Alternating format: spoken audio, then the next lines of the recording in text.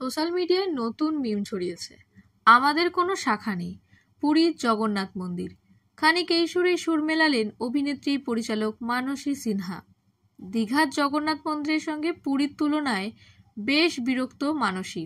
তিনি বলেন, জগন্নাথকে নিয়ে কত ইতিহাস, কত মহিমা, তিনি পুরীতেই তো আসল। 4 ধামে একটা পুরীর মন্দির। অনেকেই বলছেন জগন্নাথ সমুদ্রে ভেসে এসেছেন, কেউ আবার বলছেন শ্রী চৈতন্য নাকি হেঁটে আসবেন সমুদ্রের ওপর দিয়ে। এগুলো কি ইয়ার্কি হচ্ছে? আমি রীতিমতো অবাক। শ্রী চৈতন্য মহাপ্রভু ঈশ্বর প্রেমে জগন্নাথ জগন্নাথ করতে করতে সমুদ্রে বিলীন হয়ে গিয়েছিলেন। তার সঙ্গে পুরীর যে সম্পর্ক, তা কি কখনো ভোলা যায়?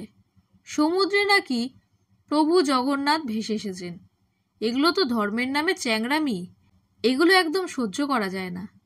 প্রসঙ্গত, অক্ষয় তৃতীয়ায় দীঘায় জগন্নাথ মন্দিরে থাকা বিগ্রহের প্রাণ প্রতিষ্ঠার আগে হয় 1 লক্ষ বার মন্ত্রোচ্চারণ। মহাযজ্ঞে অংশ নেন মুখ্যমন্ত্রী, পূর্ণাহুতি দেন, বাজান কাসর, শঙ্খ, দোলান চামর।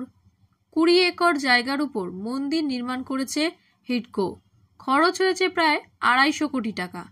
আপাতত এই মন্দিরের দায়িত্ব থাকবে ইসকনের হাতে।